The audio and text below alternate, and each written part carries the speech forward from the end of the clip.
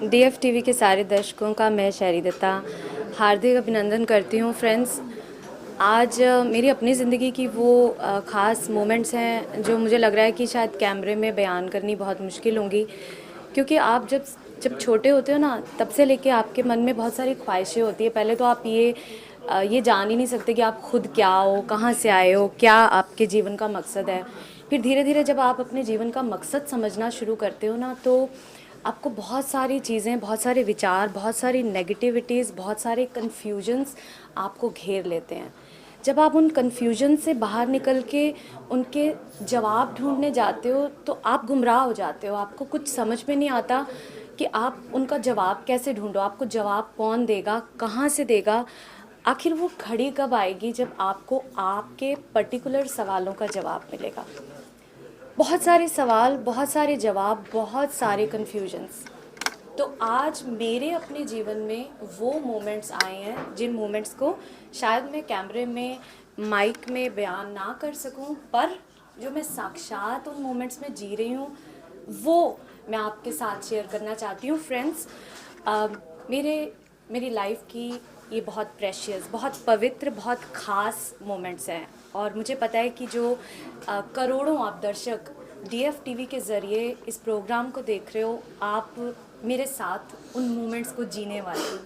तो दोस्तों, मुझे लगता है कि गुरु जिसके लिए हम सब प्रयत्न करते हैं, गुरु जिसके लिए हम सब उम्मीद करते हैं कि वो मोमेंट आएगा कि हम अपने गुरु से मिल सकेंगे, तो मैं साक्षात गुरु जी के सामने हूँ।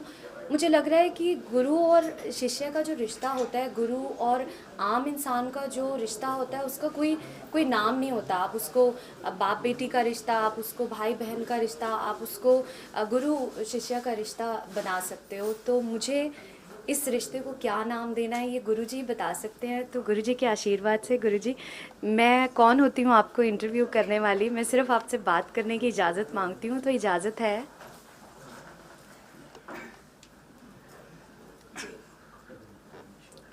सबसे पहले तो मैं आपके जो डीआर टीवी के सभी स्टाफ हैं और सबको धन्यवाद करूंगा, थैंक्स कहूंगा, बधाई दूंगा कि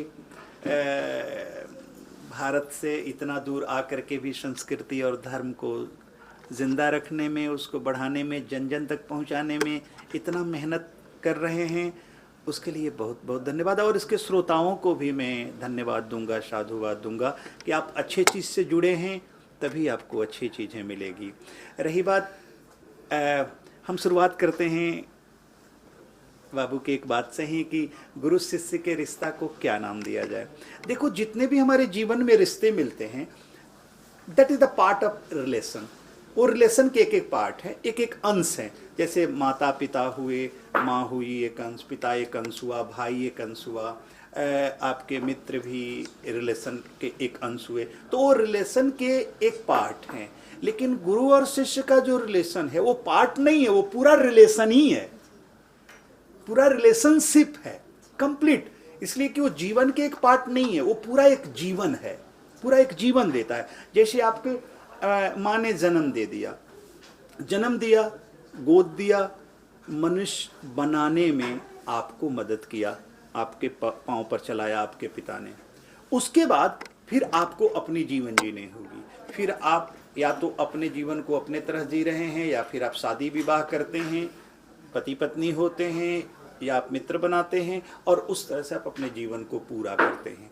उसके बाद ये जीवन आपका जीवन हुआ। लेकिन जीवन के बाद का जो चीज़ है वो आपको पता नहीं है, क्योंकि आप अभी जो देख रहे हैं इसके बाद की चीज़ों को आपको पता नहीं। जैसे आज मैं अभी यहाँ बैठा हूँ, यहाँ मैं कह रहा हूँ कि रात हुआ है, और भारत में देखूँ तो दिन हुआ है।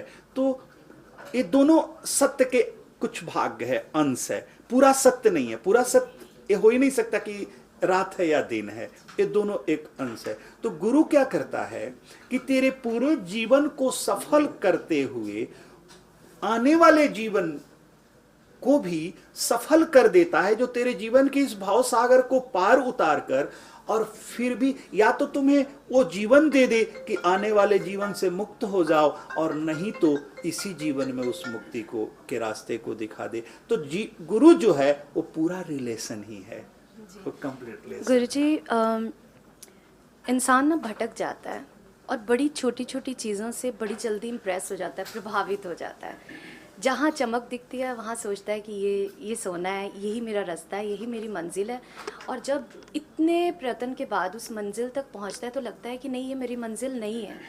तो गुरुजी, एक आम इंसान को सही गुरु की पहचान कैसे करनी चाहिए? बाबू, जीवन का कोई मंजिल नहीं है, कोई मंजिल नहीं है। सबसे पहले तो ये जीवन एक यात्रा है, लाइफ इज अ जर्नी। इस यात्रा में अलग अलग पड़ाव आते हैं, अलग अलग स्टेशन आते हैं। जैसे तुम आज ट्रेन से अगर यहाँ से तुम चली सैन फ्रांसिस्को जाने के लिए, बहुत स्टेशन आके रुकेगा रास्ते में, तो वो सब तेरी मंजिल नहीं है। अगर तुम कहीं जा रही हो सैन फ्रांसिस्को, तो वो भी तेरा मंजिल नहीं है, उसके बाद भी तुम्हें कहीं जाना है। तो जीवन में कहीं कोई मंजिल नहीं है, जीवन में पड़ाव आते हैं।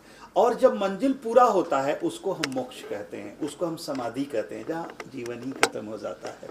तो अब रही बात चुनाव की, जो हम सही कैसे चुने, मेरे कहने का अर्थ है बाबू कि इस पर भी ज्यादा भटकने की जरूरत नहीं। हम एक पत्थर लाते हैं, एक पत्थर को रखते हैं मंदिर में और उस पर विश्वास करते हैं कि ये परमात्मा है और वो परमात्मा बन जाता है। एक पुस्तक लाते हैं, उस पुस्तक को कहते हैं एक मेरा गुरु ग्रंथ साहब है, और वही गुरु ग्रंथ साहब बन जाता है। एक और जो गुरु ग्रंथ साहब का अर्थ समझ नहीं रहा हो, उसको पुस्तक दो तो सिर्फ पुस्तक लगेगा। जो गीता का अर्थ नहीं समझ रहा हो, उसको लगेगा एक पुस्तक है, होली बुक, उसको पता नहीं चलेगा। तो एक चीज जान लेना, हमारी विश्वास ही हमको देती है, फल देती है। सामने पत्थर है या सामने मट्टी है, सामने सीमेंट है, इससे लेना देना नहीं है। विश्वास में वो शक्ति है जो गोबर को गणेश जी, मट्टी को महादेव जी और पत्थर को परमात्मा बना देता है, वो हमारी विश्वास है। It is not question how powerful our God is, it is question how powerful our faith is. तो हमें कोई ज्यादा ढूंढने की जरूरत नहीं है, अपने अंदर विश्वास पैदा करना है। No faith no fear, no faith no fear, KNOW, no faith NO, no fear, NO, no faith KNOW, no fear. Very nice. गुरुजी, क्या ये सही है कि जब हमको ज़रूरत पड़ती है, हमको मान लीजिए कोई प्रॉब्लम आ जाती है, बड़ी तकलीफ़ आ जाती है, फिर हम ना गुरु की तलाश शुरू कर देते हैं, फिर हम भगवान की पूजा शुरू कर देते हैं, फिर हम घर में बहुत कुछ करने लग जाते हैं, तो क्या ये सही है या गलत है? क्योंकि लोगों को ये नहीं पता कि इसमें आपको जीना चाहिए, पर क्या ये गलत है एकदम से उठ के अचानक ही तपस्या करना, या उठ के अचानक ही कुछ ऐसा करना जिसमें सिर्फ आपका समर्पण कुछ देर के लिए है? देखो, something is better than nothing. अगर कुछ नहीं हो रहा है और थोड़ा भी हमारे जीवन में अच्छा हो और उसका कारण कुछ भी बने, तो उसे हम बुरा नहीं कहेंगे, बेहतर कहेंगे। लेकिन अगर उन कारणों को के लिए हमने जो अच्छा किया, अगर उसे लंबा कर लिया, अगर उसको कंटिन्यू कर लिया, तो वही प्रकृति बन जाएगी और हैबिट हो जाएगी। तो अच्छी चीज की शुरुआत कैसे भी हो, कुछ भी कारण बना हो, लेकिन अगर शुरुआत कर लिया है तो अच्छी चीजें हैं। रही बात गुरु की खोज की, तो जब आंख खुला तभी सवेरा। हमारा कभी तो आंख खुला, कोई इंसिडेंट तो आंख खुला। एक बार नारद के साथ वाल्मीकि की घटना घटी, आंख खुली और एक डाकू नारद, डकैत नारद इतने बड़े महर्षि बन गए। जीसस के जीवन की घटना है कि जीसस जब छोटे हैं तो जेमी वोलियस नाम के एक व्यक्ति उनको मिला, और व्यक्ति मिला और उसने कहा कि Jesus, why you have come on this earth, इस दुनिया में तुम क्यों आए हो? जीवन बदल गया। शंकराचार्य के जीवन में उन्होंने माँ से एक प्रश्न किया। उनकी माँ गर्भवती थी और 5 महीना का गर्भ था, तो पेट बड़ा हो गया था, तो छोटे थे। तो उन्होंने पूछा, माँ तेरा ये पेट क्यों बड़ा हो गया है? पिताजी का नहीं है, मेरा नहीं है, तेरा ही क्यों? तो माँ को शर्म आया, क्या जवाब दे। लेकिन बच्चों को तुम सही जवाब नहीं दो तो क्यूरियोसिटी और बढ़ती है, उसकी आंखें और इधर उधर गई। तब उसने देखा तो उसने कहा, माँ ये जो 2 तेरे जो दूध हैं, स्तन है, उसको पता नहीं था, ये जो हैं बड़े बड़े, एक क्या हैं? मेरे नहीं है, पिताजी को नहीं है, तुम ही को क्यों है? तो माँ सोची हमें इसका सही उत्तर देना होगा, नहीं तो कल अगर ये बच्चा उस दूसरे से पूछे जिसको पता ना हो, वो गलत जवाब दे देगा और ये भटक जाएगा। तो माँ ने कहा, बेटा एक तेरे जैसा ही छोटा बच्चा इस पेट में पल रहा है, जो 4 महीना बाद इस धरती पर आएगा, और जब इस धरती पर आएगा तो भगवान ने उसके खाने की व्यवस्था कर दी है, यहीं से वो भोजन करेगा। अभी जवाब जब माँ को का मिला तो वो लड़का नीचे बैठा और अपने दोनों हाथों को ऊपर उठाया और कहा, भगवान धन्य हो प्रभु, धन्य हो वाहेगुरु, धन्य हो ईश्वर, जो 4 महीना बाद में आएगा उसके खाने की व्यवस्था तो तुमने 4 महीना पहले ही कर दिया है कि क्या खाएगा। तो जो 4 साल पहले आ गया है उसकी भी तो कहीं ना कहीं व्यवस्था तुम कर ही दिए होगे। और शंकराचार्य वहीं से बाहर निकल गए और एक माँ की एक अच्छी जवाब ने एक आदमी को भगवान बना दिया। गुरुजी, इससे क्या जो वुड बी मदर्स हैं, जो माताएं हैं, क्या उनको ये जानना ज़रूरी है कि जो गर्भ संस्कार हैं वो कितने इम्पोर्टेंट हैं? एकदम जरूरी है कि अगर बच्चे जानते हो क्यों लकी हैं, वाई दे आर लकी, कि their parents come before them. माता पिता, बच्चे इसलिए भाग्यवान है कि उनके माता पिता पहले आ जाते हैं, और हम जो नहीं जानेंगे वो अपने बच्चों को क्या बताएंगे।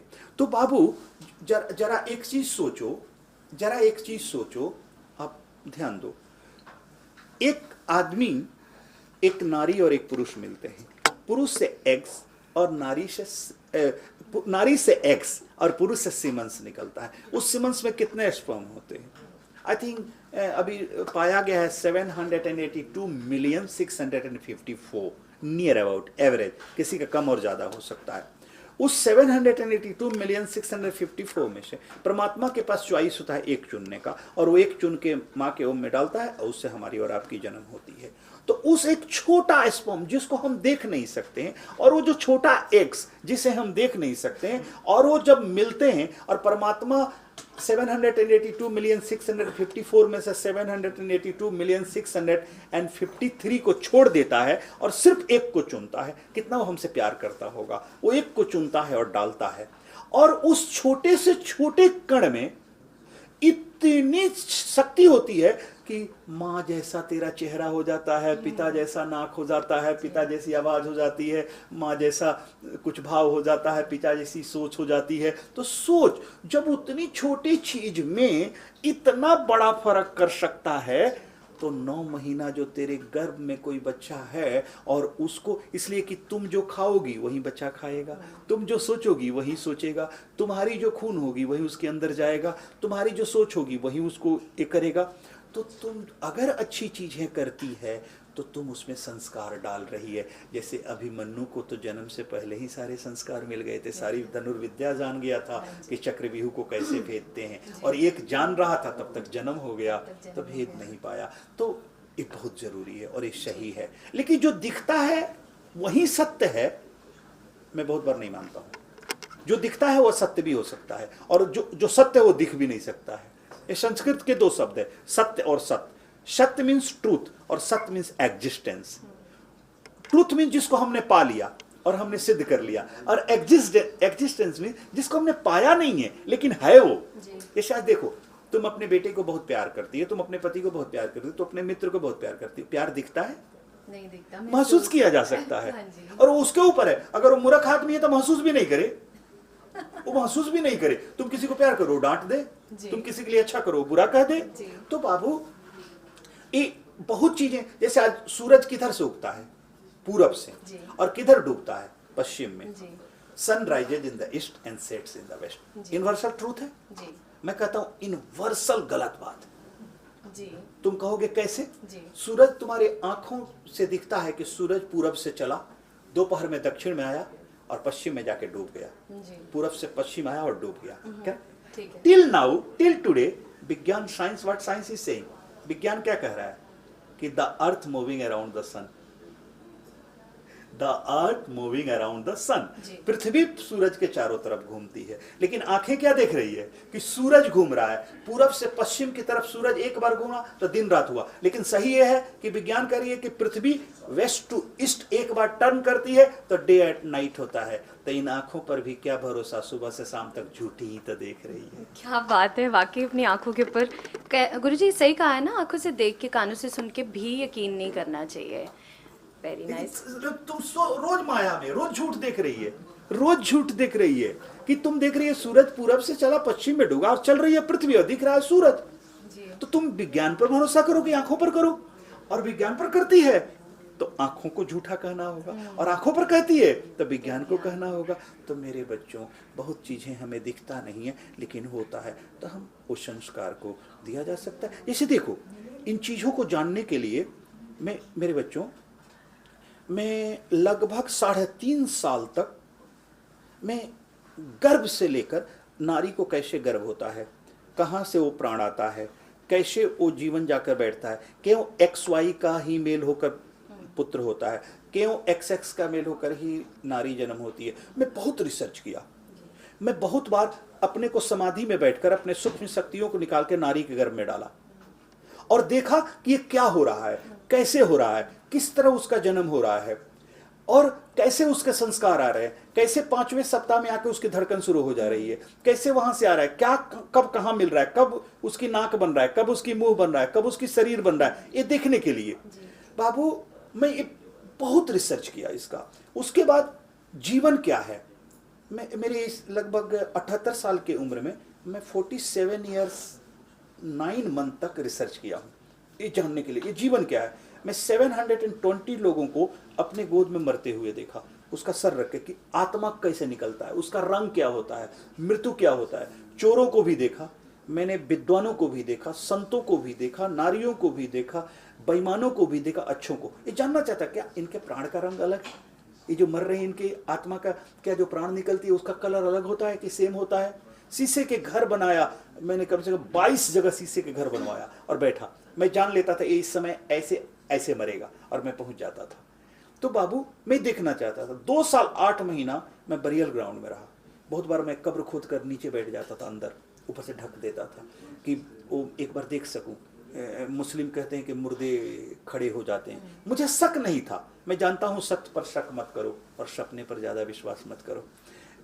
हम उल्टा करते हैं, सत्य पर शक करते हैं और सपनों पर विश्वास करते हैं। दूसरी बात, मुझे शक नहीं था लेकिन मैं देखना चाहता था कि किसी ने देखा और लिख दिया, मैं उसी को कैसे मान लूं। मैं रटा रटी देखा देखी सुना सुनी नहीं बोलना चाहता था, मैं आंखों देखी कहना चाहता था।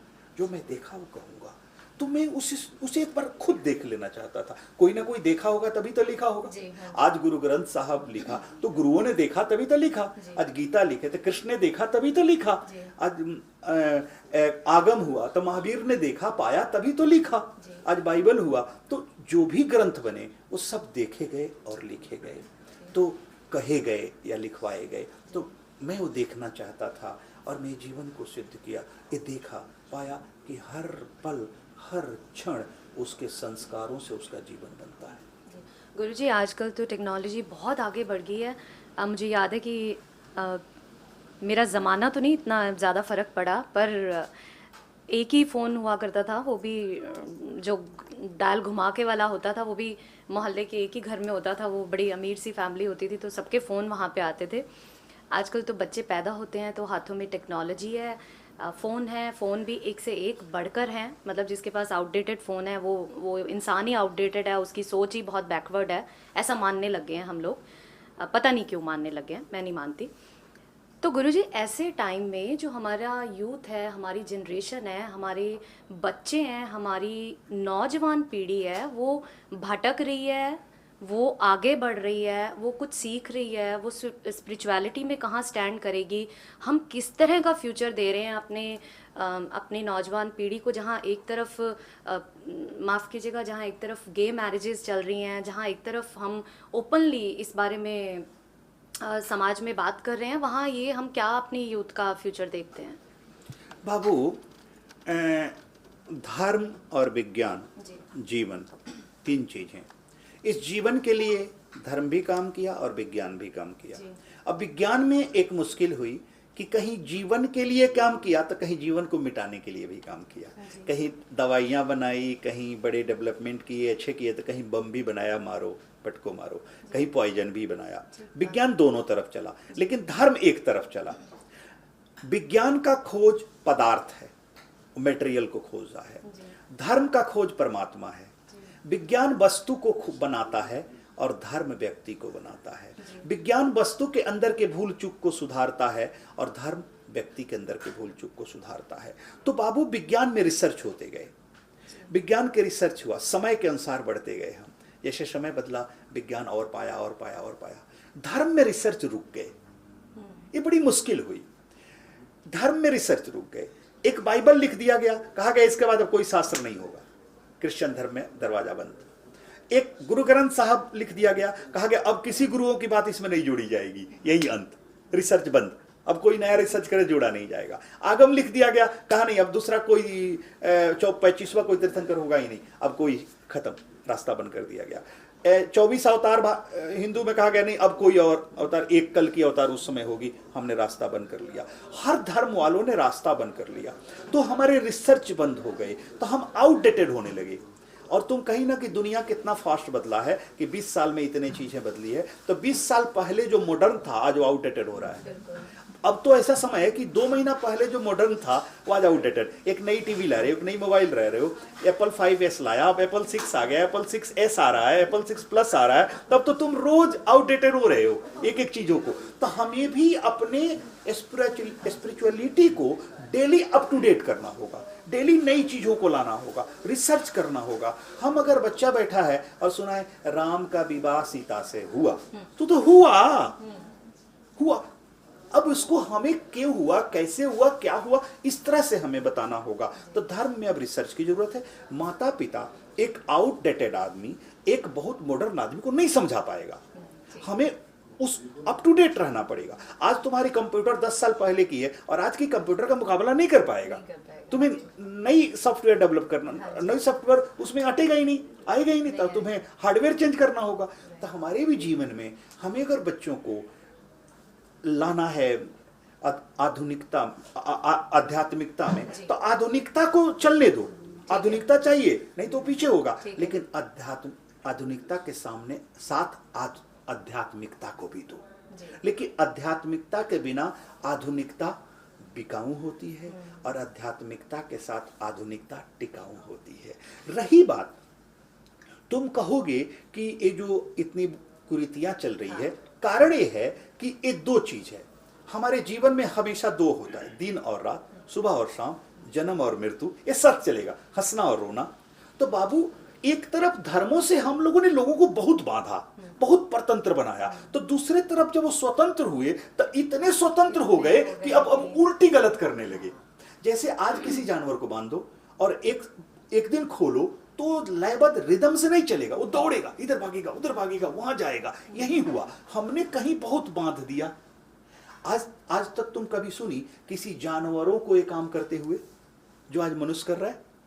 जानवर हमसे बेहतर है। अगर तुम कह दो कि मनुष्य जानवर जैसा काम करता है, जानवर मानहानि का दवा ठोक दे अपने पर, कारण कि जानवर अपने उतना बिलो द बेंचमार्क नहीं आया है, जानवर बेंचमार्क पर है। हम हैं कारण कि हमने मनुष्य को अजायब घर बना लिया, हमने इतनी टाइट किया कि कभी याद होगा, कभी कोई बच्ची किसी से प्रेम करती तो उसको हम जान से मार दिया करते थे। हम घर में बहुओं को बहुत जगह चला दिया करते थे। नारियों को कैसे रहना ये पुरुष डिसाइड करता था, नारियों को क्या पहना ये पुरुष डिसाइड करता था, नारियों को क्या सोचना ये भी पुरुष डिसाइड करता था। तो अब नारियां डिसाइड करने लगी है और अब उल्टी हो गई। हमारे पुरुषों ने कहा लंबा होना है तो ताड़ासन करो, तो पंजे पर खड़ा हो गया। तो नारियों ने सोचा मैं क्यों छोटी रहूं, तो बड़ी हील चप्पल पहन के हील से उठ गई। एक पंजा से उठा, एक हील से उठा। ये उठना नहीं है, उठना हमारी मैच्योरिटी लेवल है, हमारी जीवन की लेवल है। और मनुष्य शरीरों से यात्रा किया, आत्माओं से यात्रा नहीं किया। और इसी का परिणाम है कि आज स्वतंत्रता जो है वो नंगापन होने लगा है। कहते हैं, आप मानते हो ये बात? नंगापन होने लगा है। इसलिए कि देखो हमारी एक प्रकृति है, जब हम प्रकृति से ऊपर उठते हैं तो संस्कृति में आते हैं, और जब नीचे गिरते हैं तो विकृति में जाते हैं। प्रकृति एक है, नेचर एक है। इससे नीचे गिरे तो विकृति और ऊपर उठे तो संस्कृति। तो संस्कृति भी एक बंधन है और विकृति भी एक बंधन है। विकृति बुरी तरफ गिरना है और संस्कृति अच्छे तरफ उठना है। लेकिन संस्कृति, तुम कपड़े पहनती हो, पुरुष टाई लगाता है, तुम सब ड्रेस पहन के ऑफिस जाती हो, अच्छे से अच्छे ड्रेस पहनकर, अच्छे से श्रृंगार करके, हार पहन के। रात में जब सोने जाती हो तो वो ड्रेस और वो हार पहन के सोने का दिल करता है? नहीं, बिल्कुल सब कुछ उतारो, जो सॉफ्ट कपड़ा है, जो तेरा नेचर है, जो प्रकृति है, उसी तरह से तुमको अच्छा रहेगा सोना। तो आदमी को प्रकृति में भी जीने का अधिकार देना पड़ेगा हमें। और जानते हो, जिस दिन मनुष्य के ऊपर धर्म थोपा नहीं जाए जन्म से, धर्म चुनने की उसके पास स्वतंत्रता हो जाएगी, उस दिन नास्तिकता खत्म हो जाएगी। और जिस दिन मनुष्य को अपने जीवन को चुनने का सही अधिकार मिलने लगेगा, ये बुराइयां भी खत्म होने लगेगी। ये बुराइयां कहीं और बंधन का ज़्यादा उछलता का एक दो पहलू है, एक नॉर्थ पोल और एक साउथ पोल। तो मैं मानता हूँ, मैं इसका सपोर्टर नहीं हूँ, मैं इसका साथ नहीं दे सकता, सबकी अपने अपने विचार है। मैं किसी के भावनाओं को ठेस भी नहीं पहुंचा सकता, but we cannot change the truth can change us. तो गुरुजी, फिर ये सही और गलत की जो लड़ाई है, ये इंसान और इंसान के अंदर छुपा जो जानवर है, जो कि इंसानियत से दूर होता जा रहा है, इसमें बहुत सारी चीज़ें अभी भी इन्वॉल्व हैं, बहुत कुछ बदलने की ज़रूरत है। और मुझे लगता है कि सबकी कोशिश जो है वो कामयाब कर सकती है, जो एक हमारा मिशन है। तो आप, मेरी जो ये ऑडियंस है, ये आपसे एज अ स्पिरिचुअल गुरु हम बहुत उम्मीद करते हैं कि हमें भी कुछ ऐसा एक चमत्कारी कुछ ऐसा हो जाए, कुछ हमें भी कुछ एकदम से कुछ ऐसा मंत्र मिल जाए, हमें भी बस पता नहीं रातों रात हमारे साथ हमारी ट्रांसफॉर्मेशन हो जाए, बदलाव आ जाए हमारे अंदर। तो उसके लिए हम क्या करें, मतलब हम डेली लाइफ में क्या करें, मतलब कितनी पूजा करनी चाहिए जिससे भगवान मिलेंगे, इतना ऐसा खाना चाहिए कि इससे भगवान मिलेंगे, वेजिटेरियन हो जाना चाहिए तो भगवान मिलेंगे, तो मतलब क्या करें हम, सही क्या है? कन्फ्यूजन्स हैं बहुत सारे। कारण बाबू, तुम जिस जीवन को जिस तरह से देख रही हो वैसा जीवन होता नहीं है। तुम सत्य को जिस तरह से सोच रही हो ऐसा होता नहीं है। ये जीवन में कभी ऐसी कोई चीज नहीं है कि 1 मिनट में बदल जाए और 1 मिनट में खराब हो जाए। बाबू, विकृति में जाना आसान है। तुम 100 लीटर वाटर लो और उसको नीचे गिराओ, वो आसान है, खट गिर जाएगा। लेकिन उस 100 लीटर को ऊपर चढ़ाओ तो मोटर चाहिए, इलेक्ट्रिसिटी चाहिए, पंपिंग करने के लिए चाहिए, पाइप चाहिए, बहुत समय लगता है। तो बाबू, जो ट्रांसफॉर्मेशन है, ये चीजें 1 सेकंड में नहीं होती। हाँ, होती भी है। जैसे हो गई, नारद से मिले वाल्मीकि और हो गई, पत्नी की एक बात लगी और हनुमान से मिले और तुलसीदास की हो गई, एक बार राम से हनुमान मिले और हो गई, मीरा की को कृष्ण की मूर्ति मिली और हो गई, गुरु नानक को एक पल में हो गई, मर्दाना को गुरु नानक मिले और हो गई। ये होती है, लेकिन ऐसा नहीं कि सबके लिए होती है। लेकिन मनुष्य को बदलना होगा, तो ऐसा नहीं है, मनुष्य को स्वयं ही बदलना पड़ेगा कि you have to carry your cross on your own shoulder, you have to do your duty yourself. एक चीज जान लो बाबू, कोई आज आपके अमेरिका के राष्ट्रपति हैं बाराक ओबामा जी, मैं उनको बहुत पसंद करता हूं, तुम पसंद करती है, हम उन्हें थैंक्स कहते हैं, but his success is his success and only your success is your success, only your success is your success. तो बाबू, उसी तरह से हमें प्रतिदिन अपने जीवन को अच्छाइयों में लाना होगा। हमारे जीवन की 3 स्थिति, कॉन्शियस, सबकॉन्शियस, प्योर कॉन्शियस, हमारे दिमाग की। तो सबकॉन्शियस में बहुत गलतियां होती हैं, अनकॉन्शियस में आदमी गलती करके भी नहीं जान पाता है, और प्योर कॉन्शियसनेस में आदमी गलती नहीं करता है। तो जब आदमी प्योर कॉन्शियसनेस में जीने लगेगा, जैसे तुमने कहा पूजा का अर्थ क्या होता है? पूजा, पू मतलब पूर्ण, जा मतलब जागृति। जब आदमी पूर्ण जागृति में जीने लगता है तो उसके जीवन से पूजा घटित होने लगता है। इसलिए महावीर को कोई मंदिर में जाके पूजा करना नहीं पड़ा, वो इतने पूर्ण जागृति में हो गए कि उनकी हर सांसों में पूजा होने लगा। बुद्ध को किसी मंदिर नहीं जाना पड़ा, वो इतने जागृति में हो गए कि उनको प्रतिदिन उनके जीवन में पूजा घटित होने लगा। तो बाबू, जब तुम पूर्ण जागृति में होगे, कंप्लीट अवेयरनेस में होगे, तब तेरे साथ पूजा घटित होने लगेगा। और जो पूर्ण जागृति में होगा उसी को तो पत्थर में परमात्मा दिखेगा, नहीं तो परमात्मा पत्थर दिख जाए। पूर्ण जागृत व्यक्ति को ही तो पत्नी में देवी दिखेगी, पूर्ण जागृत व्यक्ति को ही तो बच्चों में भी कृष्ण दिखेंगे, पूर्ण जागृत व्यक्ति को ही तो माता पिता में देवता दिखेंगे। बाबू, पूजा एक बहुत बड़ी मैच्योरिटी लेवल की बात है। तो जैसे ही तेरी कॉन्शियसनेस, जब तुम प्योर कॉन्शियसनेस लेवल पर आने शुरू होगी तो तेरे जीवन में ट्रांसफॉर्मेशन होना शुरू हो जाएगा। और ये तेरी अपनी भी जिम्मेवारी। गुरु आके क्या करेगा? तेरा दीप बुझा हुआ है, मेरा दीप जला हुआ है, मैं तेरे बुझे हुए दीप को अपने जले हुए दीप से जला सकता हूं, लेकिन अपदीपो भव, तुम्हें अपना दीप स्वयं होना पड़ेगा। तुम मुझसे आशा करोगे तो ये बेईमानी होगी, ये सही नहीं हो। या तो कल तुम नास्तिक हो जाओगी और नहीं तो तुम्हें शक होने लगेगा ये क्या होता है। इसी तरह से हम सब आशा कर करके धोखा खाते हैं। जैसे तुमने पहले प्रश्न किया किस पर हम विश्वास करें किस पर नहीं। एक बात बोलो, कोई गलत भी है, उसने गलती की, उसका भोग उसको मिल गया, लेकिन तुमने जो विश्वास किया तेरा फल तुमको मिल गया। ठीक है, तुम्हें उससे हानि नहीं हुई। ठीक है। अगर तुम किसी को कहती हो कि ये गलत काम किया, लेकिन तुम इंटरव्यू ले, बहुतों को उससे फायदा भी हुआ है, तो उसके विश्वास ने उसको फायदा दिला गई, उसकी विश्वास उसको फायदा दिला गई, और उसके बुरे कर्म उसको हानि दिला गई।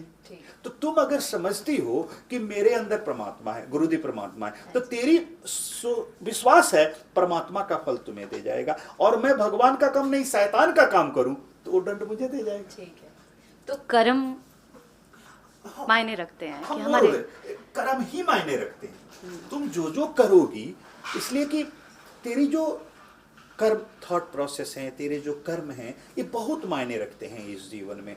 लेकिन ये मत सोचो कि सब चीज यही है, लेकिन कॉम्बिनेशन। आदमी को अगर 100% सक्सेस होना हो तो एक या दो चीज से आदमी 100% सक्सेस नहीं हो सकता है, उसके लिए कॉम्बिनेशन चाहिए, हर चीजों का कॉम्बिनेशन। इसमें थॉट, प्लान, एक्शन, जज्बा, संकल्प में विकल्प नहीं, कर्म, hard work, patience, love, peace, silence, हमारी वो सारी चीज़ें, फिर उसके बाद ब्रिलियंसी, फिर अंत में जो तेरी मैच्योरिटी लेवल, उसके बाद औरों का साथ, और अंत में भाग्य। भाग्य भी बहुत बड़ा होता है। अगर भाग्य बड़ा नहीं होता तो एक बात बता दो, मोदी जी प्रधानमंत्री नहीं होते भारत का। मोदी ही तो चाय बेचते थे रेलवे स्टेशन पर। उसने कितने चाय बेचने वाले इस दुनिया में हैं। उस समय जब वो चाय बेचते थे तो बहुत लोग वाइस चांसलर भी होंगे। उस समय जब वो चाय बेचते थे तो बहुत लोग चाय का मालिक भी होगा। वो क्यों नहीं बना?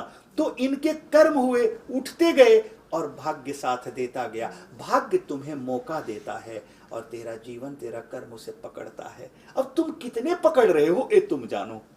इसी की देखो, एक पात्र है, एक कॉपर का कोई ग्लास है, उसमें तुम कर्ड डाल दो। कर्ड भी बहुत अच्छी चीज है और कॉपर भी अच्छी चीज है, लेकिन डालते ही विष बन जाएगा, पॉइजन बन जाएगा 10 मिनट के बाद। सिल्वर का ग्लास है, सिल्वर बहुत अच्छा पात्र है, लेकिन उसमें तुम अंडा एक को फोड़ के डाल दो और मिला दो, 10 मिनट बाद वो पॉइजन हो जाएगा।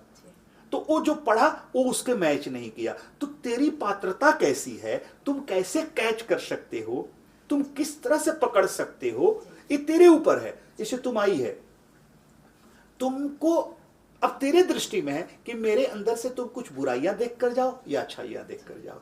अगर एक चुंबक है, एक मैग्नेट है, उसके पास लोहा को रखो तो चिपका लेगा, खींच लेगा।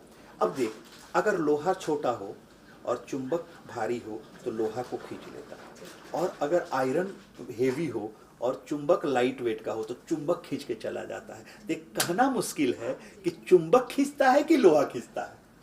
जो भारी है वो खींच लेता है। अगर चुंबक खींचता तो प्लास्टिक को क्यों नहीं खींचता, एल्युमिनियम को क्यों नहीं खींचता, क्यों उसको नहीं, क्यों आयरन को ही खींचता है? तो जो भारी है वो खींचेगा। तो तेरे जीवन में अगर अच्छाइयां तेरे लिए बड़ी हो गई तो बुराइयों को भगा देगी, और बुराइयां बड़ी हो गई तो अच्छाइयों को भगाने लगेगी। तो मैं एक चीज रोज कहूंगा कि प्रतिदिन प्रयास करो कि कैसे तुम अपने जीवन को कॉन्शियसनेस में जियो। हर चीज कॉन्शियसनेस में करो। अगर आज तुमको गुस्सा आया, तेरे बच्चे को डांटना है, कॉन्शियसनेस लाओ, मुझे अभी गुस्सा आ रहा है और मुझे डांटना है। क्या इससे बच्चा सुधर जाएगा? इससे अच्छा हो जाएगा? स्विंग आंसर मिल जाएगा। जैसे तुम गाड़ी चलाती हो, रोड में चलती हो, जब सिग्नल आता है, रेड लाइट जलता है तो क्या करती है? पीली जलती है तो क्या करती हो? और हरी जलती है तो क्या करती हो? चल देती हो। मेरे बच्चों जरा सुनो, अगर रेड लाइट की तरफ तुम क्रॉस करेगी तो क्या होगा? एक्सीडेंट मिल जाए। टिकट मिल जाए तो छोटी बात है, टिकट भर लेगी, बड़ी टिकट भी मिल सकती है। छोटी मोटी चीजों पर तो ध्यान मत दो, इसीलिए तो कर लेंगे। आपसे ज्ञान बड़ी टिकट भी मिल सकती है, एक्सीडेंट हो जाएगा, मृत्यु भी हो सकती है। लेकिन in the relationship and on the road it is not question whose mistake is, it is question whose life is, whose life is, question is, matter is whose life is. जीवन तक किसी ना किसी का तबाह हो रहा है। रिश्तों में गलती तुम कर, तेरा पति करे, तेरा परिवार करे, तेरा पिता करे, रिश्ते तो तेरे ही जा रहे हैं। रोड में गलती किसी की हो, नुकसान तो किसी का हो ही रहा है। अब जैसे ये गिरा, गलती हो रास्ते की हो, कोई धक्का मारा हो या ये खुद गिरा, तो सफर तो हुआ ही, तो किसी ना किसी का लाइफ तो सफर होगा ही। तो बाबू रेड लाइट की तरफ चले गए तो एक्सीडेंट हो जाएगा, मृत्यु भी हो सकती है, और उससे बच गए तो टिकट मिल जाएगा। अगर तुम हरे लाइट की तरफ चले गए, ग्रीन लाइट की तरफ, तो तुम सुरक्षित अपने गंतव्य स्थान पर पहुंच जाओगी। तो जो लाइट हरी है उसके तरफ जाके तो तुम सुरक्षित अपने गंतव्य स्थान पर पहुंच जाती हो, और सही हरी के रास्ते पर चली गई तो कितने सुरक्षित हो जाओगी, कितने सही जगह पहुंच जाओगी। लाइट हरी है उसके तरफ तो जाके सुरक्षित हो रहे हैं, रोज हमें शिक्षा दे रहा है। अब रेड लाइट जो है वो गुस्से की निशानी है। मैं अभी थोड़ा देर पहले बताया था कि if you do not do what you want then you may do what you like. If you do not do what you want then you may do what you like. जैसे बहुत चीज हमारे जीवन में होता है कि हम इसे हटाना चाहते हैं लेकिन हटा नहीं पाते। रोज सोचते हैं मैं अच्छा करूं लेकिन कर नहीं पाते। जैसे हर नारिया ये सोचती है कि उसका पति साधु जैसा हो, हर पति सोचता है कि उसकी पत्नी साध्वी जैसा हो, लेकिन कोई पत्नी नहीं सोचती है कि उसका पति साधु हो जाए। एक भी पत्नी लाकर बता दो। हर पत्नी सोचती है कि उसका पति साधु जैसा हो, लेकिन कौन पत्नी सोचती है कि उसका पति साधु हो जाए? कोई नहीं सोचेगी। हर पति चाहता है उसकी पत्नी साध्वी जैसा हो, लेकिन कौन चाहता है वो साध्वी हो जाए? कोई नहीं चाहते हैं। तो हमारे चाहने में भी तो स्वार्थ है कि मेरे लिए अच्छा हो जाए। वो अच्छा हो जाए मैं नहीं चाहता हूं, मेरे लिए अच्छा हो जाए। और लेकिन परमात्मा के चाहने में कोई कंडीशन नहीं है, अनकंडीशनल है। वो चाहता है अच्छा हो जाए, उसका चाहना अच्छा है। लेकिन आज मेरे जीवन में कंडीशनल हो जाए तो मैं साधु नहीं हूं, फिर तो मैं तो कंडीशनल आदमी हूं। अनकंडीशनल है कि तुम अच्छे हो तो अच्छे हो, लेकिन अच्छा होना तेरे लिए फायदा हो या ना हो, औरों को फायदा जरूर मिलेगा। परफ्यूम लगा कर निकलो, तुम सड़क में जाओ, तुम सुगंध रोक पाओगी? सबको मिलेगा। और किसी का पेट गंदा हो तो उसके सांस से गंदगी निकल के सबको दुर्गंध मिल जाएगा। तो हम अगर अच्छे हैं तो दुनिया को अच्छाई मिलेगी, और बुरे हैं तो बुराई भी दे जाएंगे। इसलिए मेरे पास जो होगा मैं वही दूंगा इस दुनिया को। तो एक चीज हमेशा देखना है कि प्रतिदिन हम अपने आप को अच्छे काम से जोड़ते जाएं, अच्छे कर्मों को करते जाएं, और जहां से अच्छाई मिलती है समझ लेना वो हमारा गुरु है, और कहीं से भी बुराई मिले तो समझना ये गुरु नहीं है, ये मुझे गलत जगह लेके जा रहा है। इसलिए कि हमारे कर्मों को हमें काटना होगा। हाँ, भाग्य भी बहुत बड़ा है। अभी बताया बिहार के मुख्यमंत्री राबड़ी देवी बनी थी, बेचारे को साइन करना नहीं आता था, और ये भाग्य ही तो है। आज देखो आपके बाराक ओबामा जी बेचारे कहाँ जन्म लिए, कहाँ रहे, कैसे आए, कैसे किए, कैसे बन गए। तो कर्म तो साथ दिया, लेकिन ऐसा नहीं कि ऐसा कर्म करने वाला दूसरा नहीं था। बिल गेट्स सबसे धनी आदमी, क्या वही कर्म किए? उनके कर्म में भाग्य साथ दिया। वॉरेन बफे के कर्म में भाग्य साथ दिया। तो लेकिन भाग्य अपने हाथ में नहीं है, भगवान के हाथ में है। इसलिए भाग्य के फेरे में मत सोचो, उसके हाथ में है। Do your the best, live on God rest. Do your the best, live on God rest. और मैं हमेशा एक चीज कहना चाहता हूं कि बाबू, तुमको परमात्मा इस दुनिया में बड़ा स्पेशल बनाया है। एक बात बताओ, तुम अपने जैसा इस दुनिया में किसी को देखी? तुम इतने जगह आप गए होगे, टीवी इंटरव्यू लेते होगे, या दुनिया में टीवी देखती होगी, करती होगी, तुम हूबहू अपने जैसा किसी को देखी? Nobody like that you. Why? You are unique, you are unique. तुम आज तक अपने जैसा किसी की आवाज सुनी? Nobody like that you. Why? You are original, you are not xerox, you are not duplicate, you are not xerox copy, you are original. तुम अपने जैसा इस जीवन में किसी की सोच देखी? No, you are masterpiece, so you are masterpiece. तुम मास्टरपीस हो, यूनिक हो, ओरिजिनल हो। लोग तो जाते हैं कहते हैं 7 वंडर्स ऑफ द वर्ल्ड। मैं कहता हूं आईना में अपना चेहरा देखो, तेरे जैसा वंडर कोई नहीं इस दुनिया में। वो 7 वंडर से तो मिल जाए, बनाया जा सके, $1 बिलियन करो बना दो खर्चा करके, लेकिन तेरे में तो ट्रिलियन भी खर्चा करे तेरे जैसा कोई नहीं बने। हमारा अंगूठा भी इतना अनूठा है कि किसी से नहीं मिलता है, तो तुम और हम कैसे मिलेंगे? क्या यूनिक परमात्मा ने बनाया तुमको, क्या द बेस्ट परमात्मा ने बनाया तुमको, मास्टरपीस बना दिया उसने। और you are winner by birth, you are winner by birth. और विनर कैसे हो तुम? तो 782,654 स्पर्म जो है, स्पर्म रनिंग दौड़ने लगे, और जो सबसे पहले मां के वोम में पहुंचा उसी की जन्म हुई, तो तुम तो विनर हो। 782 मिलियंस को हराकर सबसे पहले पहुंचे हो।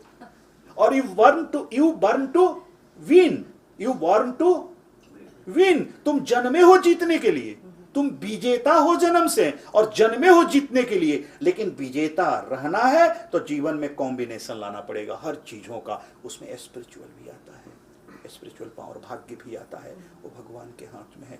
तो हम आधुनिक बने, लेकिन आध्यात्मिकता के साथ, नहीं तो जो कुरीतियाँ हो रही है वो और बढ़ेगी, और अपराकृत सोडोमी चीज़ें होनी शुरू हो जाएगी, और जो मनुष्य को विनाश की तरफ लेकर जाता है। और मैं हमेशा एक बात कहता हूँ, the life we live is God's gift to us, the way we live our life will be our returning gift to God.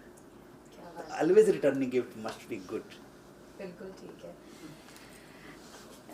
DF TV के सारे दर्शकों को मैं बता दूं कि मेरी जो ये गुरुजी के साथ स्पिरिचुअल यात्रा थी, वो बहुत सुखद, बहुत ही मेरे प्रेशियस मोमेंट मैं कह सकती हूँ रहे हैं। आपके भी रहे होंगे मेरे साथ साथ, इन पलों को आपने भी जिया होगा। बहुत कुछ है जो हमने खुद में करना है, बहुत कुछ बदलाव हैं जो गुरुजी की बातों से हमने अपने जीवन में लाने हैं, और कोई बहुत मुश्किल बातें नहीं हैं, बहुत आसान है, बहुत क्लियर हैं, बहुत ट्रांसपेरेंट है। सो DF TV के लिए मैं शहरी दत्ता, मेरे साथ हैरी मल्होत्रा, गोपी कैमरामैन, सभी का बहुत थैंक्स करती हूँ। Thank you so much for being with us.